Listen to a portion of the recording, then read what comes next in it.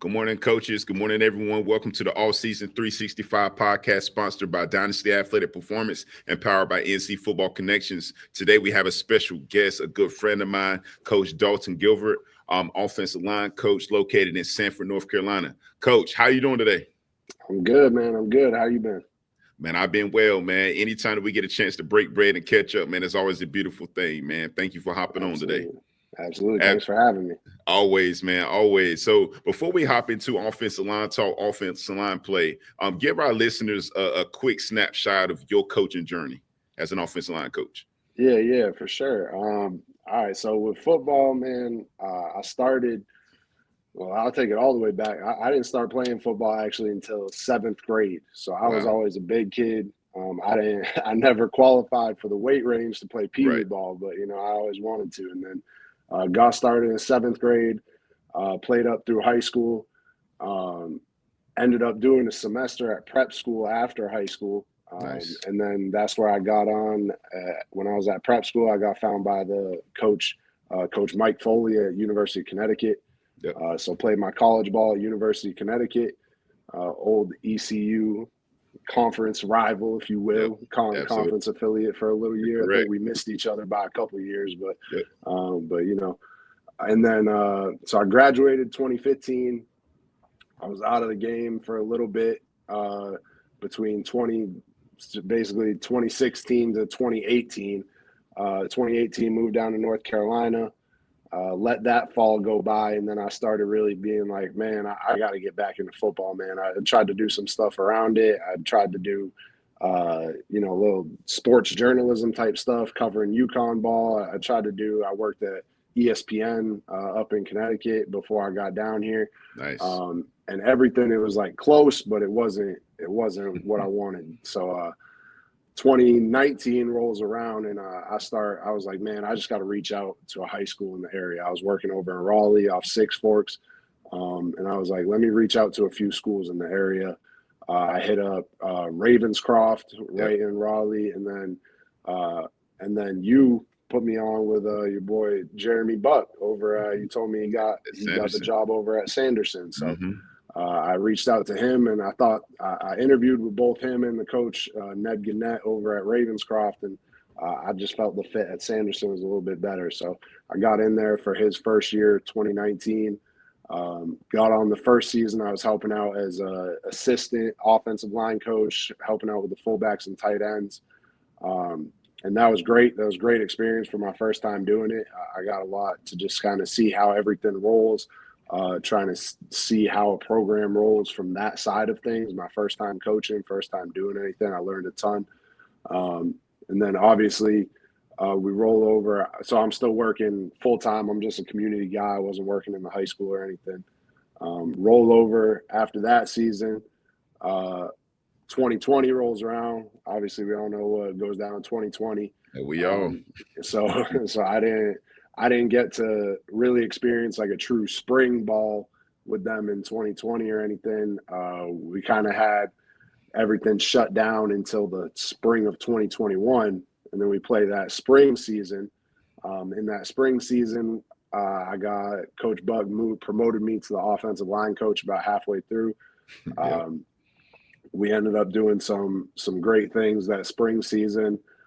Just being able to get back out there with the guys was great. I got a lot of experience working with JV. He let me be the offensive coordinator for the JV team.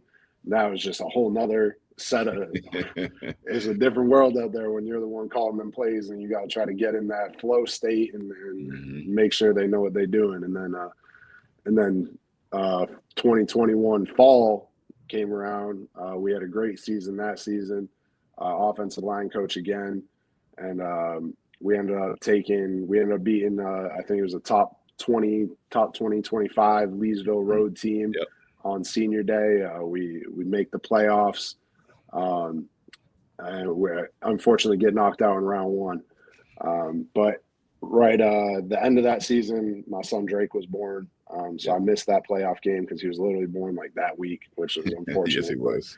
But come back after that, I'd been talking with my wife for a little bit, like, man, I really think I want to try to take a stab at making this thing a career. Yep. I want to jump into college where this is like my full-time thing. So I just started shooting emails out to a bunch of schools, people I knew, connections I had, old teammates. And I ended up actually getting an email back from North Carolina Central, who one of my wife's coworkers formerly had advised a student athlete who is now the DB's coach at North Carolina Central. Yes. You know, this whole profession is a web and it's all who you know and how you make it in. So she told him about me and he was like, hey, check this kid's resume out, see if he's all right. So shout out to Dada and Mike Sewell for putting me through on that. But so they ended up bringing me in with Coach Isaac Williams. He brought me in as he was the offensive line coach up there. He brought me in right before they started spring ball. I hit him up. They go on spring break. I hit him up. Hey, when am I supposed to come in for the first day after y'all get back from spring break? He hits me back. Oh, my bad. I forgot. I told you I took the job with the Steelers. I was like, he was like, but reach out to the OC, Coach Matt Leone. Yep. You know, he'll tell you when to show up. So showed up. I was still working full time at this point. Got on with them part time through spring ball, helping with film input and all that stuff. And then I got spun up there full time in June. Started working full time in North Carolina Central as a graduate. As a graduate assistant, and it's all good. Yeah, graduate assistant, QC, all that good stuff. Yep. With the offense, specifically offensive line in June. Rolled through that 2022 season, had a great season. Obviously, or not obviously, but we finished with a victory in the Celebration Bowl. Over Jackson State, which was huge. We just had a phenomenal team that year, great staff, and everything just clicked together. And then following that, I had the opportunity to interview with Fayetteville State right after that season with Coach Richard Hayes. Got on there and did my last 2 seasons over at Fayetteville State, where my first season there, we went back to the CIAA championship game. We ended up losing to Virginia Union. And then this past season was kind of a down year for us, but you know, it was a great experience for me. And now I'm a free agent coach here, just trying to do some stuff to stay involved with the game right now, man. Absolutely, man. Well, again, you know, appreciate y'all all your contributions. And the funny part about it is that I remember when you was making that transition from the high school to the coaching ranks. I mean, to the college ranks, and you know, we'll go to these clinics together. You know, we was in Greensboro sitting together, right? And you know, you looked around and you saw those college coaches, and you was like, man, I need to get up there, man. So kudos to you for chasing that dream, man, and getting the opportunity to coach at the highest level, man. Absolutely. Hey, I appreciate it, man. Couldn't have done it without you, man. You put me on with Coach Buck. Hey, that's my good buddy, man. And he still checks in about you from time to time, man. So get that man a shout out whenever you get a moment, man. Oh, absolutely. All right, man. Let's go ahead and get to this offensive line talk. So again, you know, some of my best friends are offensive linemen. So anytime we're talking about this position, it's all love all the time. So question for you, as an offensive line coach, ideally, how many run schemes would you recommend teaching a high school offensive lineman? So at high school, man, the best thing you're going to do at high school is keep it as simple as possible. Like and especially if you can keep it simple for your offensive lineman, it's going to help your success overall. So like, I wouldn't ever recommend having more than really like 2 to 3. Like maybe 2 to 3 is your bread and butter. And then you got a couple of extras, might be a tweak throughout the season. Obviously, as a coach, you want to carry a little bit more, but you don't ever want to put that on the players. You want to have something in your back pocket if you got to break it out for a funky defense or something you really think can hurt guys. But I would honestly carry maybe 2 or 3. Like, you got your bread and butter run, something that you can get them to run in their sleep, where it's going, you just know that's going to get you, 3, 4 on average, no matter what. It's going to be a positive play for you. And then you got to have your probably your main counter off that, whatever it be, something that looks kind of similar but can get you a different scheme. Yeah, absolutely. I agree with you wholeheartedly, man. Mhm. And I mean, anytime that I've been around the offense, and even us this past season, we had our two core runs, right? Mhm. And we'll have our change up. But before we have that change up, I love to have a conversation with, our offensive line coach and everyone else. Like, hey, listen, you do realize that if we install this third run scheme, that it's going to take away from other things. And before we even Mhm. hit the field to even implement it, we had that conversation about it. So I definitely agree. Two, no more than three is ideal for a high school lineman. So Yeah. that's pretty good to hear that validation from you, coaching at the high school and the college ranks Yeah. as well. Absolutely. Next question: how many run schemes can a college offensive lineman handle? So obviously it's going to be, you're going to get into a little bit more with college Mhm. offensive linemen, but again, like, things don't change that much. Like, so Right. many of these college offensive linemen were high school offensive linemen not Yes. very long ago. You don't want to over exist. So maybe you get up to like 4 or 5, Mhm. maybe, but you still want your core 2 runs, your core 3 runs. Like, what are the runs that I can get 10 yards in 3 plays? Like, Mhm. give me my core stuff. And you always want to keep that core. Obviously, in college, you have much more time install wise. You have more time to watch film. You have more time over on the field to practice and stuff like that, um, than you do generally in high school. But so you may install more. You may front load them a little bit in camp. Like, hey, here's all the stuff that we can do. And then now that you have it all in, as you go week to week, it's like, what's my Yes. focus this week? Like, all right, this team, we think we can hit our like our inside zone and our power against. So we're gonna just do those. That's gonna be our main game plan. But since we've installed it, we always have, our pin and pull. We always have this, Yes. we always have this stuff we can fall back on because it's been installed. But Yes. you don't want to, you really, it's kind of, as you go week to week, you're probably still really carrying 2 to 3 of your core run concepts. Absolutely. That's good. Again, it's all about it's all about leaning on your core runs, but also having those nice little change ups to Yep, keep defenses all off balance, especially with so many moving parts on the defensive side nowadays. exactly. So what is the difference between and when I sit down and speak with other offensive coordinators or even line coaches, we love having these conversations, but I value your opinion on what is the difference between zone blocking, gap blocking, and man blocking. Oh, so I mean, zone versus gap versus man. Really, any run play you see ever happen is really going to be one of those 3 things, right? Absolutely. Is it all breaks down to those 3 kind of philosophies or schemes. The biggest difference I see is basically zone blocking. You're telling the offensive lineman they're responsible for the play side gap. Gap blocking, you're telling the offensive lineman they're responsible for the backside gap. And then man blocking, you're saying, hey, you got that guy, no matter where he's lined up, right?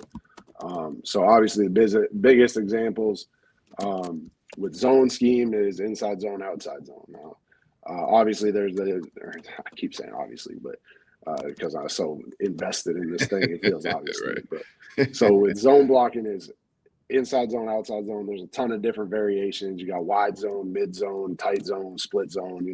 You can do a bunch of different things with it. But in general, they're all built off of, it's either an inside zone or an outside zone. It's either going and trying to get around the edge or trying to stretch the defense, or you're trying to hit it up inside. In all of those schemes, the offensive line is going to be responsible for the play side gap. So you're looking to the play side gap. As offensive line coaches and offensive coordinators, we're always trying to create double teams where we can. So Yes. you're either going to say, hey, if you don't have anyone in your inside gap, help out with the guy with your next guy back, or if you don't have anyone in your backside gap, double up to the linebacker, however you want to phrase it. Right. Same thing with outside zone. Now we're just changing your angle a little bit. Instead of Mhm. working more vertical, we're going to work more horizontal. Horizontal. Yeah, so that's the biggest thing. And it's almost like just varying levels of degrees when you go mid zone, tight zone, inside zone, outside zone, wide zone. It's just varying levels of degrees of the angle you're taking. With gap scheme, now you get into your powers, your counters, and the one more popular ones nowadays of duo. All this gap scheme stuff is offensive line. We're responsible for our backside gap now. Yes. So with power and counter, obviously you're getting pullers there. You're pulling guys around to the other side to create an extra gap on the front side, but the offensive linemen on the play side are responsible for the backside gap. So tell them block down, block back, double back to the linebacker. You're still trying to create a double team somewhere on the front side. That's, duo, trying to create 2 double teams at the point of attack.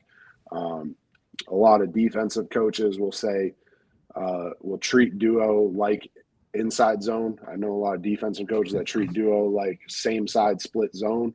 So it'll be like, it's just like split zone, but now the tight end's already lined up over there. And I'm like, sure, whatever you want to call it, but it's duo for us.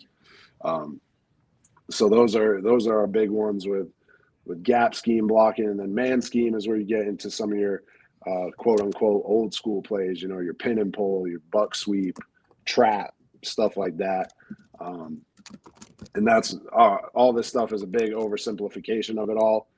There's a ton of different schemes. There's mixed schemes. There's guys that do stuff different ways. A lot of unique offenses out there, but those are the biggest differences with your man scheme stuff, like pin and pull. You're saying, hey, right tackle, no matter where that D tackle is, you got him. If he's lined up inside, if he's a 3 technique, he's a 2-eye, he's a head up 4, whatever, that's your man.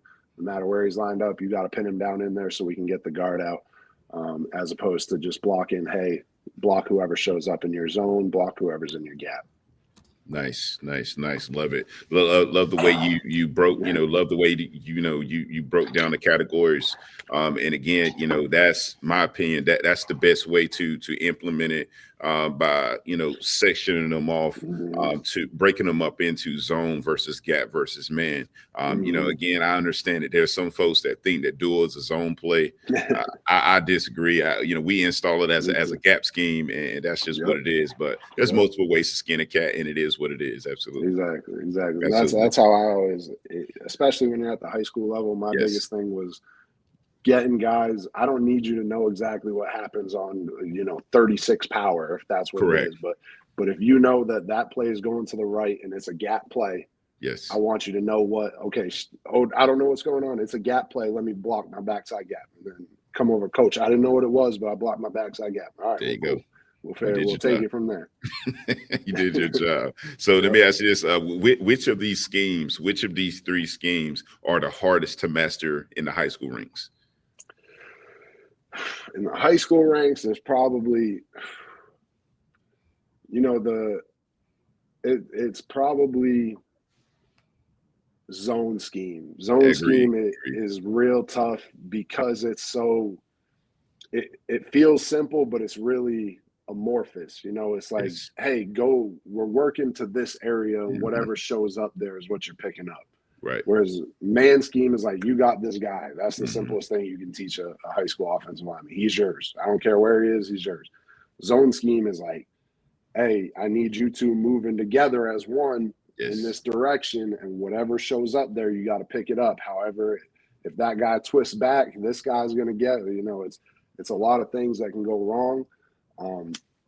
And strictly speaking, from an offensive lineman standpoint, it can be real confusing for young guys, because they're like, but coach, this guy was there pre-snap, so I was going to go get him. I'm like, it doesn't matter. If he left, he's not in your zone.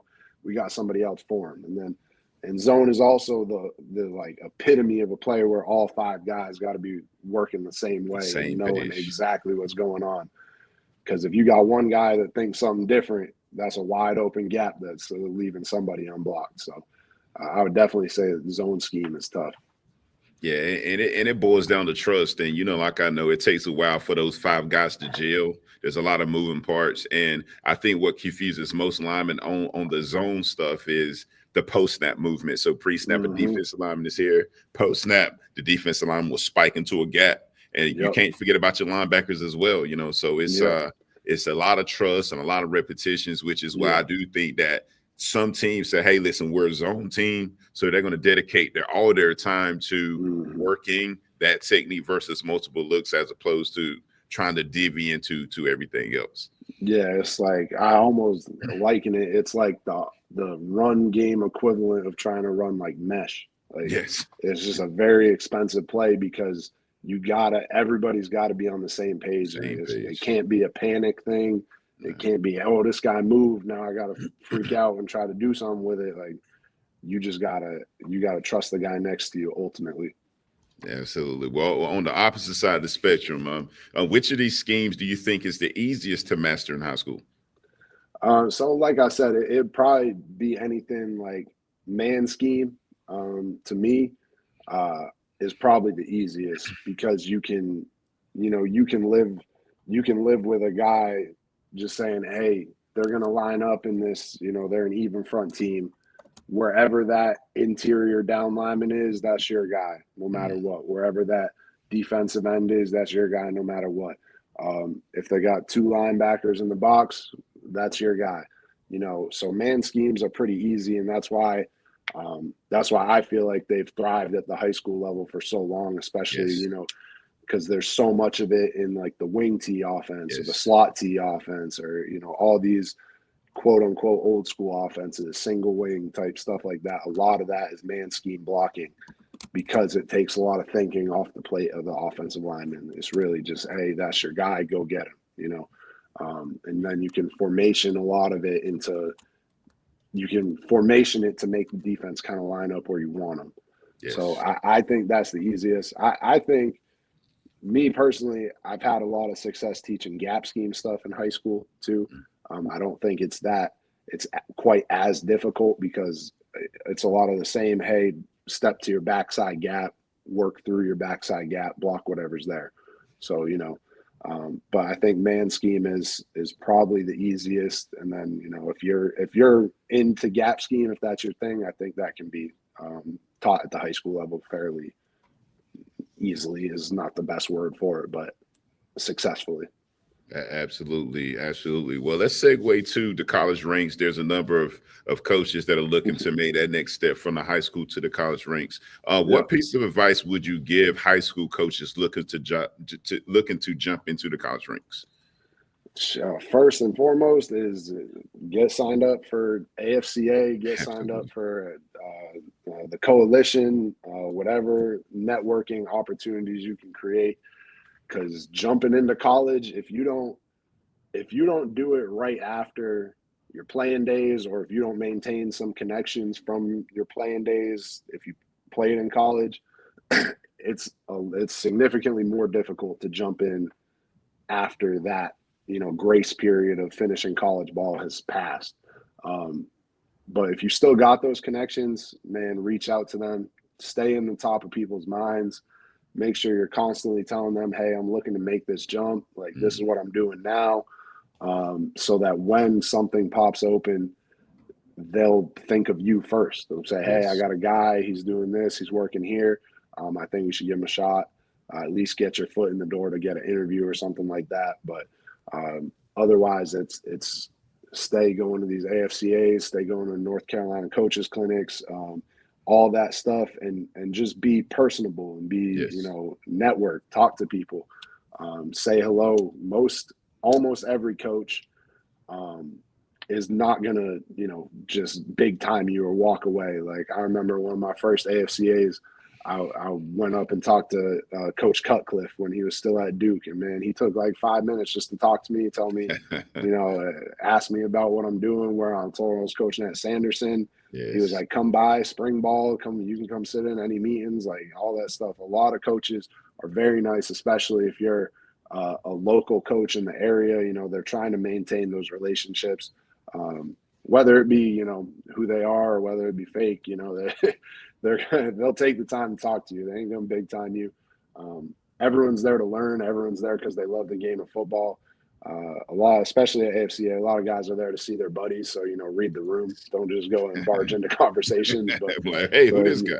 Yeah, exactly. But if you catch them, in between chalk sessions or whatever, and most of them are down to, they'll chop it up with you for 30 seconds. Make sure you got a business card or something that you can drop them.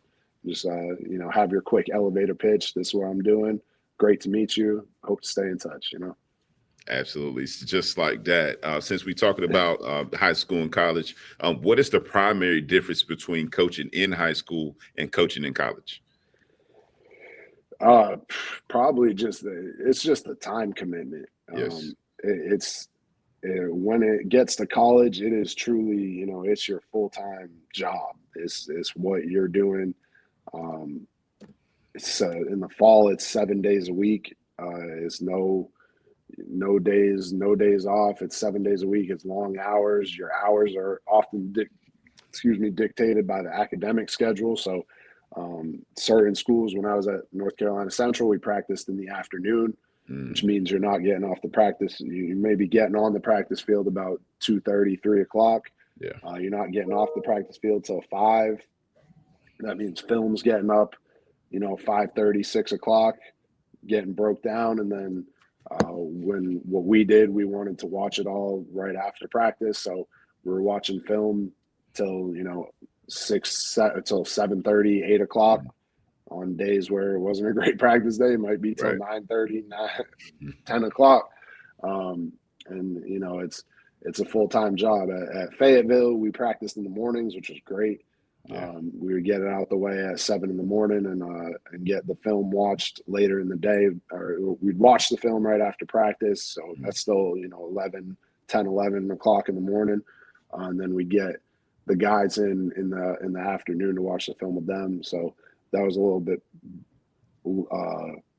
better, in my opinion. I liked it. I like getting it out the way in the morning and get the film watched, but that presents a whole nother string of issues where now you can't watch film with the guys before you go to practice. So it's like you got to find the time to install stuff and all that. So they both got pros and cons, but that's the biggest difference to me. Obviously, in high school, 9 times out of 10, you're probably going in the afternoon when all school sports goes.